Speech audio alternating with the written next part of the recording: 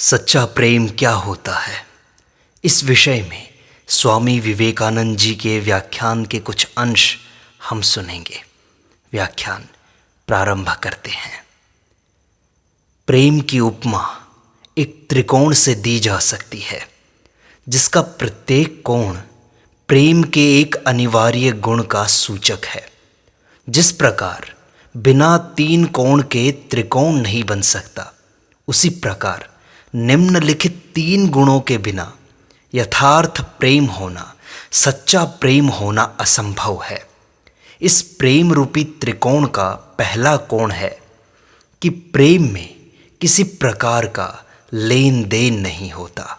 जहाँ कहीं किसी बदले की आशा रहती है, वहाँ यथार्थ प्रेम नहीं हो सकता। वह तो एक प्रकार की दुकानदारी सी हो जाती है। जब तक हमारे हृदय में इस प्रकार की थोड़ी सी भी भावना रहती है कि भगवान की आराधना के बदले हमें उनसे कुछ मिले, तब तक हमारे हृदय में यथार्थ प्रेम का संचार नहीं हो सकता। जो लोग किसी वस्तु की प्राप्ति के लिए ईश्वर की उपासना करते हैं, उन्हें यदि वह चीज़ न मिले तो निश्चय ही वे उनकी आराधना करना छोड़ देंगे। भक्त भगवान से इसलिए प्रेम करता है कि वे प्रेमास्पद हैं।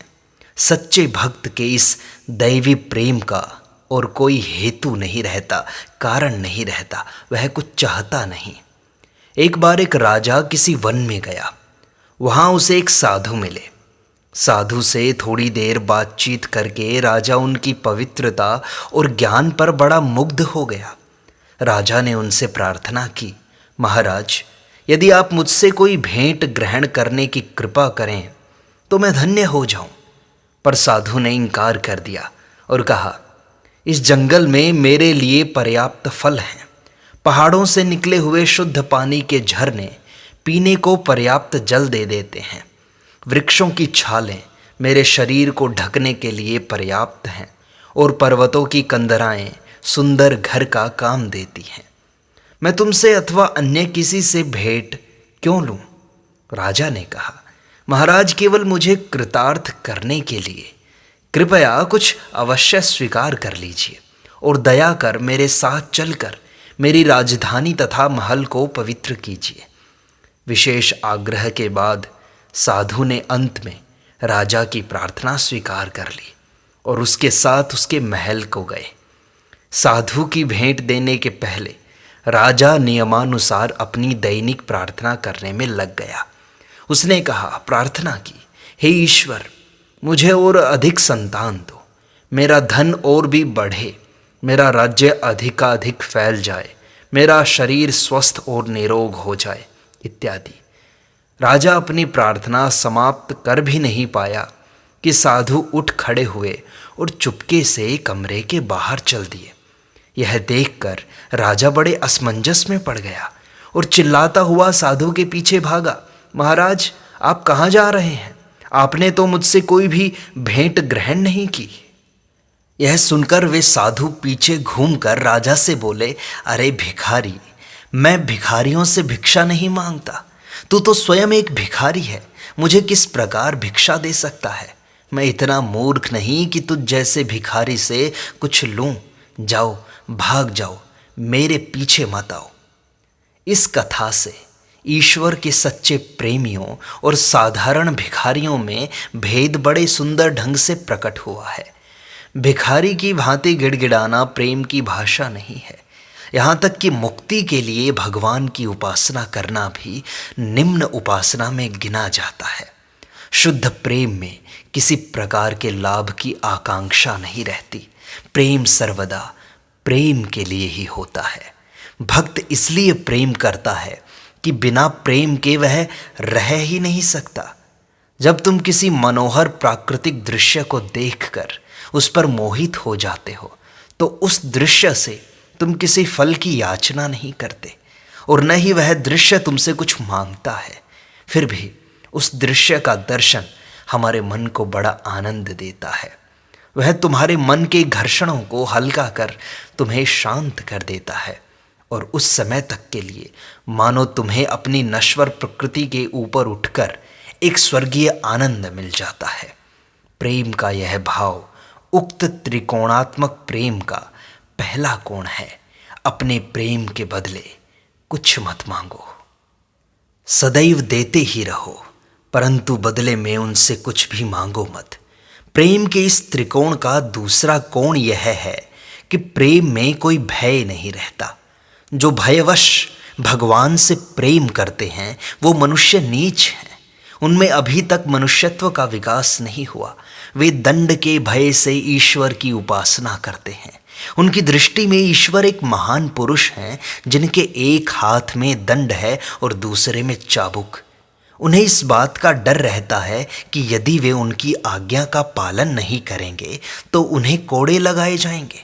पर दंड के भय से ईश्वर की उपासना करना सबसे निम्न कोटि की उपासना है। एक तो वह उपासना कहलाने योग्य है ही नहीं, फिर भी यदि उसे उपासना कहें तो वह प्रेम की सबसे भद्दी उपासना है। जब तक हृदय में किसी प्रकार का भय है तब तक प्रेम कैसे हो सकता है। प्रेम स्वभावतः सब प्रकार के भय पर विजय प्राप्त कर लेता है। उदाहरणार्थ, यदि एक युवती सड़क पर जा रही हो और उस पर कुत्ता भौंक पड़े तो वह डरकर समीप वाले घर में घुस जाएगी।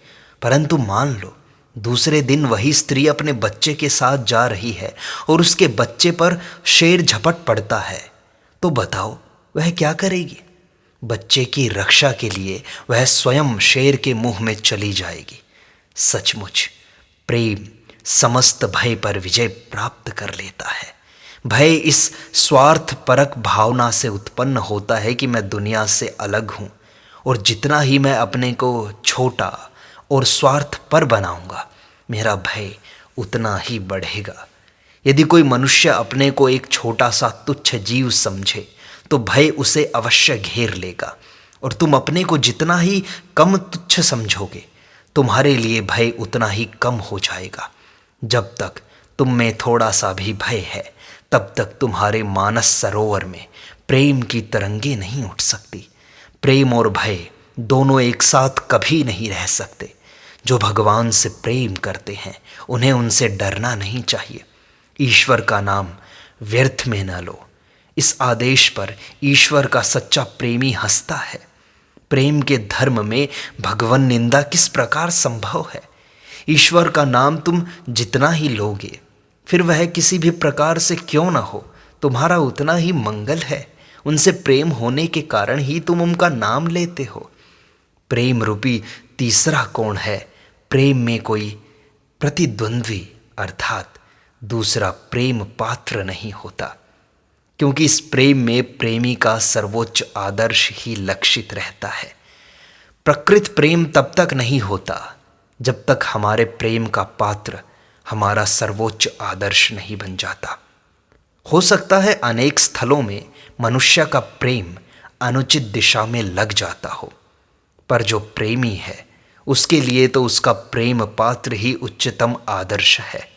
हो सकता है कोई व्यक्ति अपना आदर्श सबसे निकृष्ट मनुष्य में देखे और कोई दूसरा किसी देव मानव में देखे, पर प्रत्येक दशा में वह आदर्श तो है ही जिसे सच्चे और प्रगाढ़ रूप से प्रेम किया जाता है। प्रत्येक व्यक्ति के उच्चतम आदर्श को ही ईश्वर कहते हैं। कोई चाहे ज्ञानी हो, अज्ञानी हो, साधु हो, पापी हो, पुरुष हो या स्त्री, शिक्षित हो या अशिक्षित, प्रत्येक दशा में मनुष्य मात्र का परमोच्च आदर्श ईश्वर ही है। सौंदर्य, महानता और शक्ति के उच्चतम आदर्शों के योग में ही हमें प्रेममय और प्रेमास्पद भगवान का पूर्णतम भाव मिलता है। स्वभावतः ही ये आदर्श किसी न किसी रूप में प्रत्येक व्यक्ति के मन में वर्तमान रहते हैं। वे मानो हमारे मन के अंग या अंग विशेष हैं। उन आदर्शों को व्यवहारिक जीवन में परिणत करने के समय जो सब प्रयत्न हैं वे ही मानवीय प्रकृति की अनेक क्रियाओं के रूप में प्रकट होते हैं। विभिन्न जीवात्माओं में जो सब भिन्न भिन्न आदर्श निहित हैं वे बाहर आकर ठोस रूप धारण करने का सतत प्रयत्न कर रहे हैं, और इसके फलस्वरूप हम अपने चारों ओर समाज में अनेक प्रकार की गतियों और हलचल को देखते हैं। जो कुछ भीतर है वही बाहर आने का प्रयत्न करता है। आदर्श का यह नित्य प्रबल भाव ही एक ऐसा कार्य है, एक ऐसी शक्ति है जो मानव जीवन में सतत क्रियाशील है। हो सकता है सैकड़ों जन्म के बाद, हजारों वर्ष प्रयत्न करने के पश्चात मनुष्य समझे कि अपना अभ्यंतरस्थ आदर्श बाहरी वातावरण और अवस्थाओं के साथ पूरी तरह मेल नहीं खा सकता। और जब वह यह समझ जाता है कि बाहर उसे अपना प्रेमास्पद नहीं मिल सकता, तब बाहरी जगत को अपने आदर्श के अनुसार गढ़ने की फिर अधिक चेष्टा नहीं करता। तब वह इस प्रकार के सारे प्रयत्न छोड़कर प्रेम की उच्चतम भूमि से स्वयं आदर्श की आदर्श रूप से उपासना करने लगता है। यह पूर्ण आदर्श अपने में अन्य सब छोटे छोटे आदर्शों को समा लेता है। सभी लोग इस बात की सत्यता स्वीकार करते हैं कि प्रेमी कुरूपता में भी रूप के दर्शन करता है।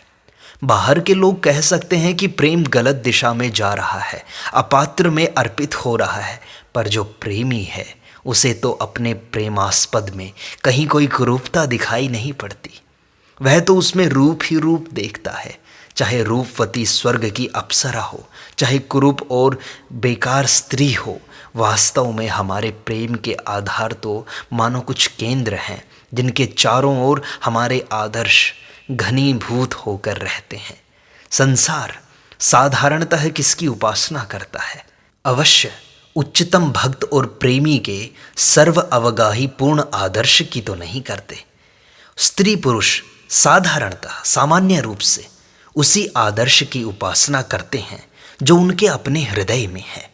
प्रत्येक व्यक्ति अपना आदर्श बाहर लाकर उसके सम्मुख भूमिष्ठ होकर प्रणाम करता है।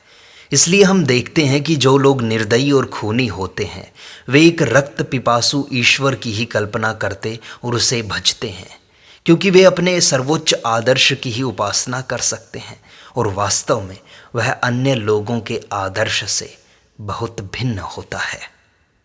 जो प्रेमी स्वार्थ से परे हो गया है, भय से परे हो गया है, फल की आकांक्षा नहीं करता, उसका आदर्श क्या है? वह परमेश्वर से भी यही कहेगा, मैं तुम्हें अपना सब कुछ अर्पण करता हूँ, मैं तुमसे किसी चीज़ की चाहना नहीं रखता। वास्तव में ऐसा कुछ भी नहीं है जिसे मैं अपना कह सकूं। जब मनुष्य इस प्रकार की अवस्था प्राप्त कर लेता है तब उसका आदर्श पूर्ण प्रेम का आदर्श हो जाता है। वह प्रेम जनित पूर्ण निर्भीकता के आदर्श में परिणत हो जाता है। इस प्रकार के व्यक्ति के सर्वोच्च आदर्श में किसी प्रकार की संकीर्णता नहीं रह जाती। वह किसी विशेष भाव द्वारा सीमित नहीं रहता। वह आदर्श तो सार्वभौमिक प्रेम, अनंत और असीम प्रेम, पूर्ण स्वतंत्र प्रेम का आदर्श होता है। यही क्यों वह साक्षात प्रेम स्वरूप होता है। तब प्रेम धर्म के इस महान आदर्श की उपासना किसी प्रतीक या प्रतिमा के सहारे नहीं करनी पड़ती, वरन तब तो वह आदर्श के रूप में ही उपासित होता है। इस प्रकार के एक सार्वभौमिक आदर्श की आदर्श रूप से उपासना सबसे उत्कृष्ट प्रकार की पराभक्ति है। भक्ति के अन्य सब प्रकार तो इस पराभक्ति की प्राप्ति में केवल सीढ़ी स्वरूप हैं। इस प्रेम धर्म के पथ पर चलते चलते हमें जो सफलताएं और असफलताएं मिलती हैं वे सब की सब उस आदर्श की प्राप्ति के मार्ग पर ही घटती हैं, अर्थात प्रकारांतर से वे उनमें सहायता ही पहुंचाती हैं।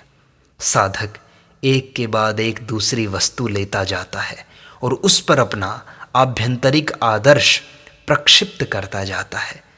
क्रमशः ये सारी बाह्य वस्तुएं इस सतत विस्तारशील आभ्यंतरिक आदर्श को प्रकाशित करने के लिए अनुपयुक्त सिद्ध होती हैं और इसलिए स्वभावतः एक एक करके उनका परित्याग कर दिया जाता है। अंत में साधक समझ जाता है कि बाह्य वस्तुओं में आदर्श की उपलब्धि करने का प्रयत्न व्यर्थ है और ये सब बाह्य वस्तुएं तो आदर्श की तुलना में बिल्कुल छोटी हैं, तुच्छ हैं। समय के बाद वह उस सर्वोच्च आदर्श और संपूर्ण निर्विशेष भावापन्न सूक्ष्म आदर्श को अंदर में ही जीवंत और सत्य रूप से अनुभव करने की सामर्थ्य प्राप्त कर लेता है। जब भक्त इस अवस्था में पहुंच जाता है तब उसमें ये सब तर्क वितर्क नहीं उठते कि भगवान को प्रमाणित किया जा सकता है या नहीं, भगवान सर्वज्ञ और सर्वशक्तिमान है या नहीं। उसके लिए तो भगवान प्रेममय हैं, प्रेम के सर्वोच्च आदर्श हैं, और बस यह जानना ही उसके लिए यथेष्ट है। बस वह यही जानना चाहता है। भगवान प्रेम रूप होने के कारण स्वतः सिद्ध हैं। वे अन्य किसी प्रमाण की अपेक्षा नहीं रखते। प्रेमी के पास प्रेमास्पद का अस्तित्व प्रमाणित करने के लिए किसी बात की आवश्यकता नहीं।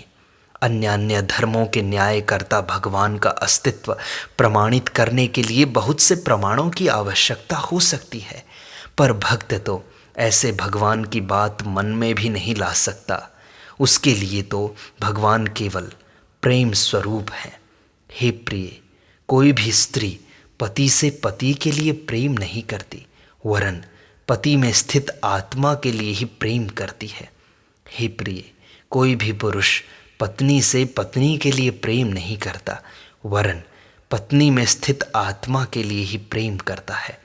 कोई कहते हैं कि समस्त मानवीय कार्यों की एकमात्र प्रेरक शक्ति है स्वार्थपरता, किंतु वह भी तो प्रेम ही है। पर हाँ, वह प्रेम विशिष्टता के कारण निम्न भावापन्न हो गया है। बस इतना ही। जब मैं अपने को संसार की वस्तुओं में अवस्थित सोचता हूँ, तब निश्चय ही मुझ में किसी प्रकार की स्वार्थपरता नहीं रह सकती। किंतु जब मैं भ्रम में पड़कर अपने आप को एक छोटा सा प्राणी सोचने लगता हूँ, तब मेरा प्रेम छोटा हो जाता है, एक विशिष्ट भाव को, सीमितता को प्राप्त कर लेता है। प्रेम के क्षेत्र को संकीर्ण और मर्यादित कर लेना ही हमारा भ्रम है। इस विश्व की सारी वस्तुएं भगवान से निकली हैं, अतः ये सभी वस्तुएं हमारे प्रेम के योग्य हैं। पर हम यह सर्वदा स्मरण रखें कि समष्टि को प्यार करने से ही अंशों को भी प्यार करना हो जाता है। यह समष्टि ही भक्त का भगवान है। अन्य प्रकार के ईश्वर, जैसे स्वर्ग में रहने वाले पिता, सृष्टा, शास्ता तथा नानाविध मतवाद और शास्त्र ग्रंथ भक्त के लिए कुछ अर्थ नहीं रखते। उसके लिए इन सब का कोई प्रयोजन नहीं रहता, क्योंकि वह तो पराभक्ति के प्रभाव से संपूर्णतः इन सब के ऊपर उठ गया है। जब हृदय शुद्ध और पवित्र हो जाता है तथा दैवी प्रेमामृत से सराबोर हो जाता है, तब ईश्वर संबंधी अन्य सब धारणाएं बच्चों की बात लगने लगती हैं और वे अपूर्ण एवं अनुपयुक्त समझकर त्याग दी जाती हैं। सचमुच पराभक्ति का प्रभाव ऐसा ही है। तब वह पूर्णता प्राप्त भक्त अपने भगवान को मंदिरों और गिरजों में खोजने नहीं जाता। उसके लिए तो कोई ऐसा स्थान ही नहीं जहाँ वे न हों। वह उन्हें मंदिर के भीतर और बाहर सर्वत्र देखता है। साधु की साधुता में और दुष्ट की दुष्टता में भी वह उनके दर्शन करता है, क्योंकि उसने तो उन महिमामय प्रभु को पहले से ही अपने हृदय सिंहासन में बैठा लिया है, और वह जानता है कि वे एक सर्वशक्तिमान एवं अनिर्वाण प्रेम ज्योति के रूप में उसके हृदय में नित्य सर्वदा दीप्तिमान है और सदा से वर्तमान है।